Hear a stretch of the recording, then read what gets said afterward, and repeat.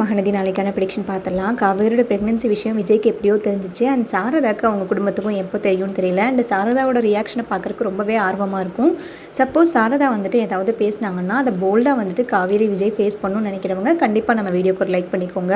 விஜய் காவேரி கிட்ட ஹாஸ்பிட்டல்லேருந்து கேட்பாரு, நான் தாத்தாக்கும் பாட்டிக்கும் கால் பண்ணி சொல்லிடுவா காவேரி, அவங்க எவ்வளோ சந்தோஷப்படுவாங்க, நம்ம 2 பேரும் சந்தோஷமாக இருக்கணும்னு நினைக்கிற முதல் ஆளுங்களே அவங்க தான், அவங்க 2 பேரும் அவ்வளோ சந்தோஷப்படுவாங்க, நான் இப்போவே தாத்தாக்கு கால் பண்ணி சொல்கிறேன் அப்படின்ற மாதிரி விஜய் காவேரி கிட்ட கேட்க உடனே காவேரி சொல்லுவாங்க, வேண்டாங்க இப்போதைக்கு நம்ம யார்கிட்டையுமே சொல்ல வேண்டாம், சொன்னோம்னா தேவையில்லாத வீண் பிரச்சனை தான் வரும், இதை எப்படி எந்த டைமில் சொல்லணுமோ அந்த டைமில் பார்த்து நானே சொல்லிக்கிறேன், ப்ளீஸ் அவசரப்படாதீங்க, வெண்ணிலா பிரச்சனை வேறு அங்கே போயிட்டுருக்கு, ராகினி பசுபதி இதை வச்சு ஏதாவது கேம் ப்ளே பண்ணுவாங்க, மீடியா ரிப்போர்ட்டர்ஸ் அப்படி இப்படின்னு சொல்லிட்டு இதை வேறு ட்ராக்கில் கொண்டு போயிடுவாங்க, அதனால் இப்போதைக்கு கொஞ்சம் பொறுமையாக இருங்க அப்படின்ற மாதிரி சொல்லு. என்ன காவேரி பேசுகிற, ராகினி பசுபதியால் நம்மளை என்ன பண்ண முடியும், இது எவ்வளோ முக்கியமான விஷயம், இதை தாத்தா பாட்டிக்கிட்ட சொன்னால் தானே அவங்க சந்தோஷப்படுவாங்க, இதெல்லாம் போய் என்னால் மறைச்சி வைக்க முடியாது, நான் அப்பா ஆயிட்டேங்கிறத அவங்களுக்குள்ள முதல்ல சொல்லணும் அப்படின்ற மாதிரி விஜய் காவேரி கிட்ட கேட்க, முதல்ல நம்ம எங்கள் அம்மாட்ட சொல்கிறேங்க, நான் எங்கள் அம்மா எப்படி எடுத்துப்பாங்கன்னு தெரியல, எங்கள் அம்மா இதை ஏற்றுக்குவாங்களான்னு தெரியல, எங்கள் அம்மாவை நினச்சாதான் எனக்கு பயமாக இருக்குது அப்படின்ற மாதிரி காவேரி விஜய் கிட்ட சொல்ல விஜய்க்கு உடனே கோவம் வந்துடும். இதை உங்கள் அம்மா ஏற்றுக்கிறதுக்கு என்ன இருக்குது, நீ ப்ரெக்னெண்ட்டாக இருக்க, நீ என்னோட ஒய்ஃப், நான் உன்னோட ஹஸ்பண்ட், இதை தாண்டி வந்துட்டு அவங்களுக்கு என்ன ரைட்ஸ் இருக்குது, நம்மளோட ப்ரெக்னென்சி விஷயத்துலலாம் தலையிடுறதுக்கு எல்லாத்துக்கும் ஒரு லிமிட்டு தான் காவேரி இருக்குது, நீ பேசுகிறது சுத்தமாக எனக்கு பிடிக்கவே இல்லை அப்படின்ற மாதிரி விஜய் கோவப்பட, இப்போ தான் வந்துட்டு நான் ப்ரெக்னெண்ட்டாக இருக்கேன், உன்னை அப்படி பார்த்துக்குவேன் இப்படி பார்த்துக்குவேன், தலையில் தூக்கி வச்சு தாங்குவேன், 9 மாதமும் வந்துட்டு உன்னை அப்படி கவனிச்சுக்குவேன், நீங்கள் ஒரு நாள் கூட ஆகலை, இப்போவே வந்துட்டு எங்கிட்ட கத்த ஆரம்பிக்கிறீங்க, என்னை திட்டுறீங்க, நீங்கள் எப்படி தான் என்னை நல்லா பார்த்துப்பீங்களோ அப்படின்ற மாதிரி காவேரி ரொம்ப சாஃப்டாக பேச, உடனே விஜய் எப்படியோ ஒன்று நீ டைவர்ட் பண்ணாத, பட் உங்கள் அம்மா மட்டும் இந்த விஷயத்தில் ஏதாவது ரியாக்ட் பண்ணாங்கன்னா கண்டிப்பாக என்னால் அக்செப்ட் பண்ணிக்கவே முடியாது, முதல்ல நீ நம்ம இங்கேருந்து ஹாஸ்பிட்டல்லேருந்து கிளம்பி டிஸ்சார்ஜ் ஆகி போனதும் அவங்கள பார்த்து நான் என்னங்கிறத நானே பேச போகிறேன், இப்போ கிளம்பலாம், டாக்டரும் கிளம்ப சொல்லிட்டாங்க காவேரி, நம்ம போகலாமா அப்படின்ற மாதிரி கேட்க, என்னங்க நீங்களே சொல்ல போகிறீங்களா, எனக்கு ரொம்ப பதட்டமாகவும் பயமாகவும் இருக்குங்க, அம்மா அக்காலாம் எப்படி எடுத்துப்பாங்கன்னு தெரியல அப்படின்ற மாதிரி சொல்லிட்டு, இதுக்கு மேலே நீ எதுவுமே புலம்பாத, வந்து காரில் உட்கார் அப்படின்ற மாதிரி சொல்லிட்டு விஜய் காரில் கூட்டிகிட்டு போவார் காவேரியை. அங்கே போனதுமே வந்துட்டு ஆல்ரெடி அந்த வீட்டில் ஓனர் வந்து மாமியும் மாமாவும் அவங்க வீட்டில் ஆல்ரெடி பேசிக்கிட்டு இருப்பாங்க, இந்த மாதிரிலாம் இவ்வளோ விஷயம் நடந்திருக்கு, இவ்வளோ பிரச்சனை நடந்திருக்கு, எங்கிட்ட ஒரு வார்த்தை சொல்லியிருந்தீங்கன்னா நாங்கள் அப்போவே குடித்தனத்தை காலி பண்ண சொல்லியிருப்போம்ல, எதுக்கு இந்த பிரச்சனை எல்லாம், மீடியா ரிப்போர்ட்டர்ஸ்லாம் வந்துட்டு எங்கள் காம்பவுண்ட்குள்ளே வர்றது மற்றவங்களுக்கும் டிஸ்டர்ப் ஆகுது அப்படின்ற மாதிரி புலம்பிகிட்டு இருக்க, கரெக்டாக வந்துட்டு விஜய் காவேரி கையை பிடிச்சி கூட்டிகிட்டு வருவார். உடனே சாரதாக்கு பயங்கர கோவம் வந்துடும். அதை பார்த்ததுமே காவேரி என்ன பண்ணிகிட்ருக்க, எங்கடி வந்திருக்க அப்படின்ற மாதிரி கேட்க, உடனே வந்துட்டு காவேரி, அம்மா அவங்ககிட்ட ஒரு முக்கியமான விஷயம் சொல்லணுமா அப்படின்ற மாதிரி ரொம்ப இழுப்பாங்க. உடனே விஜய் ஸ்டார்ட் பண்ணிடுவார், இங்கே பாருங்கத்த, சும்மா இதுக்கு மேலே நான் இழுத்துக்கிட்டெல்லாம் இருக்கிறதுக்கு விரும்பலை, காவேரி இப்போ ப்ரெக்னெண்ட்டாக இருக்கா, தயவுசெய்து நீங்கள் அவளை எதுவுமே அதட்டாதீங்க, அவளை எதுவுமே திட்டாதீங்க, இதுக்கு மேலே காவேரி நீங்கள் எந்த விதமான டார்ச்சரும் பண்ணக்கூடாது என் விஷயத்தில் அப்படின்ற மாதிரி சொல்லு. என்னன்ட்டு அப்படியே ஒரு மாதிரி நெஞ்சை பிடிச்சிட்டு உட்காந்துருவாங்க.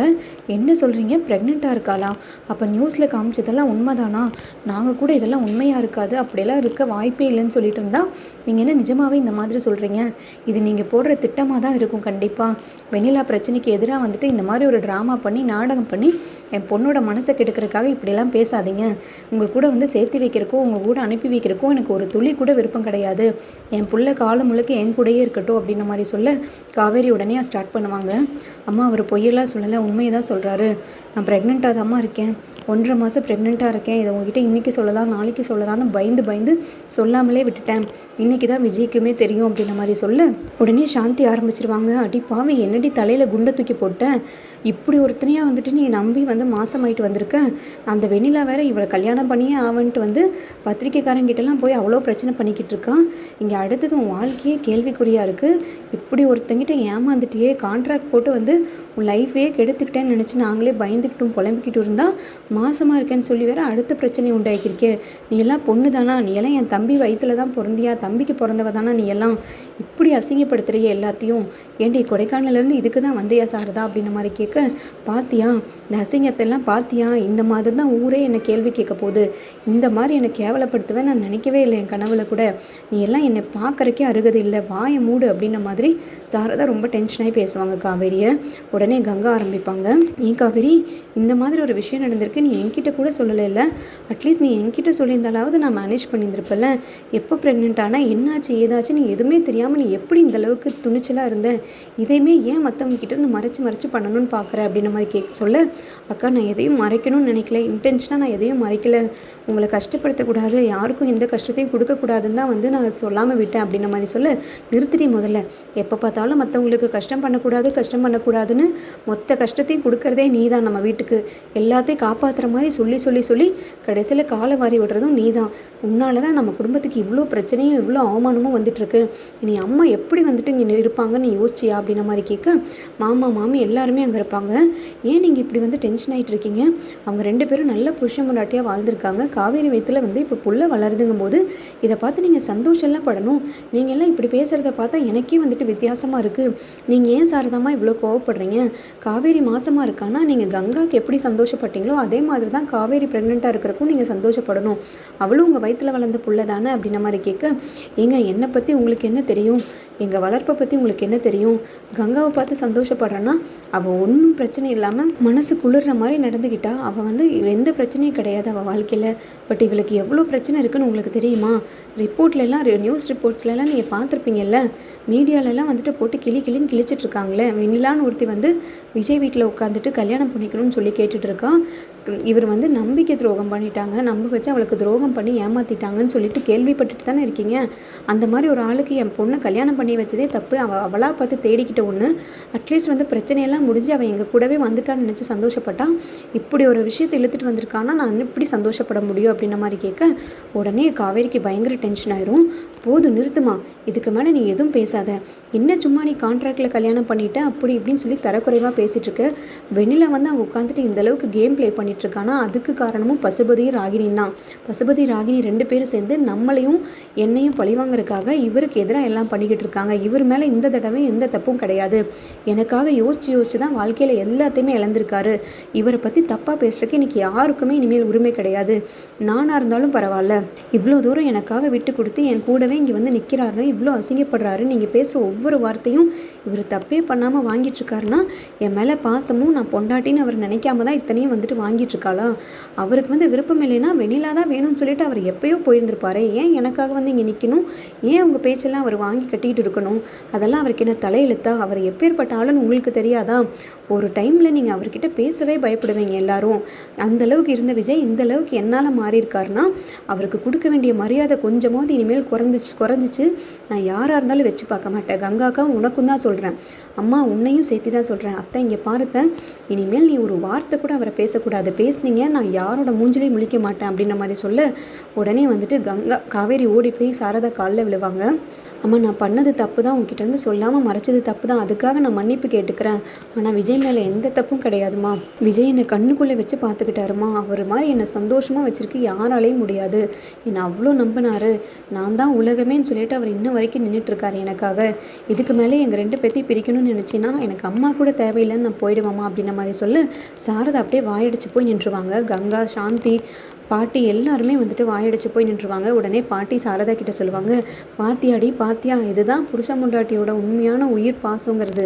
அவள் பாரு ஒரு புருஷனுக்கு ஒன்று எப்படி துடிக்கிறான், அதே மாதிரி காவேரிக்கு ஒன்றுன்னா அந்த பையனும் துடிக்க தானே செய்கிறான். இந்த மாதிரி ஒரு 2 பேர்த்த வந்துட்டு பிரித்து பார்க்கணும்னு நினைக்கிறது நம்மளோட தப்பு தான். உன்னோட வைராக்கியம், உன்னோட கோபம், உன்னோட மரியாதை, மானம் அதெல்லாம் அடுத்தது. நம்ம பொண்ணோட வாழ்க்கை தான் நம்மளுக்கு முக்கியம். அந்த பசுபதியும் ராகினியும் சேர்ந்து தான் இந்த அளவுக்கு பண்ணுறாங்கன்னு சொல்லி இவளே சொல்கிறாள். முதல்ல நம்ம எல்லாரும் சேர்ந்து அவங்கள என்ன செய்துன்னு கேட்கணும். வெண்ணிலா அந்த வீட்டை விட்டு துரத்த வேண்டியது நம்மளோட கடமை பொறுப்பும். நம்மளோட பொண்ணோட வாழ்க்கையை வந்து சீர் பண்ணி கொடுக்க வேண்டியது நம்மளோட கடமை. அதை விட்டுட்டு நீ மருமகனை திட்டுறக்கோ இல்லை உன் பொண்ணை திட்டுறக்கோ உனக்கு எந்த அருகதையும் கிடையாது சாரதா. இதுக்கு மேலே நீ தப்பான முடிவு எடுக்காத. நானுமே அதுக்கு ஒத்துக்க மாட்டேன். சாந்தி இங்கே நடந்த எதுவுமே தலைக்கால் புரியாமல் நீ அவளை ஏற்றி விட்டுக்கிட்டு இருக்காத. பேசாமல் நீ கொடைக்கானலுக்கு கிளம்புற வழியை பாரு அப்படின்ற மாதிரி பாட்டி எல்லாத்தையும் திட்டுவாங்க. அடுத்தது பார்த்தீங்கன்னா சடனாக நிவினும் யமுனாவும் அவங்க வீட்டுக்கு வருவாங்க. இங்கே நடந்த எந்த பிரச்சனையுமே தெரியாமல் காவேரியும் விஜயும் வந்துட்டு ஒன்று சேர்ந்துட்டாங்கன்னு நினச்சி நிவின் ரொம்ப கேஷுவலாக வருவார். உடனே யமுனா கிட்ட சொல்லிகிட்டே வருவார், இங்கே பாரு எல்லாரும் இப்போ ஒட்டுக்காக இருக்காங்க, தயவு செய்து உன் வாயை திறந்து ஏதாவது பிரச்சனை பண்ணி விட்டுறாத. திரும்பி எல்லா பிரச்சனைக்கும் நம்ம காரணமாயிருவோம். எனக்கு அந்த குற்ற உணர்ச்சியே வேண்டாம். இப்போ எல்லாரும் நார்மலாக இருக்காங்கன்னு நினைக்கிறேன் அப்படின்னு மாதிரி சொல்லிட்டு கேஷுவலாக வருவாங்க. வந்ததுமே எல்லாருமே அமைதியாக இருப்பாங்க. நிவின் வந்துட்டாருங்கிறக்காக அந்த டாபிக் எடுக்காமல் எல்லாரும் அமைதியாக அப்படியே நின்றுட்டுருப்பாங்க. அந்த டைமில் பார்த்தீங்கன்னா நிவின் எதேச்சியாக போய் விஜய் கிட்ட, சாரி விஜய், என்னால் தான் இவ்வளோ பிரச்சனையாச்சு. இப்போ நீங்கள் எல்லாருமே சேர்ந்துட்டீங்கன்னு நினைக்கிறேன். இந்த ரிப்போர்ட்டர்ஸ் இந்த மீடியா பிரச்சனையில் வெண்ணிலா ப்ராப்ளம் எல்லாம் சால்வ் பண்ணுறதுக்காக எல்லாம் ஒன்று சேர்ந்துட்டீங்களே, நானும் இதை தான் எதிர்பார்த்தேன். நம்ம எல்லாருமே சேர்ந்து வெண்ணிலா பிரச்சனையை சால்வ் பண்ணணும். கண்டிப்பாக அந்த பசுபதி ராகினியும் சேர்ந்து தான் இது எல்லாமே பண்ணிக்கிட்டு இருக்காங்கன்னு எனக்கு நல்லாவே தெரியும். அது கூட உங்கள் அன்பு சித்தப்பாவும் வந்துட்டு உள்ளாளு தான். அதனால் இதெல்லாமே நம்ம தான் சால்வ் பண்ணணும். நான் பண்ண எதையுமே நீங்கள் பெருசாக எடுத்துக்காதீங்க. நான் எதுவும் இன்டென்ஷனாக பண்ண கிடையாது.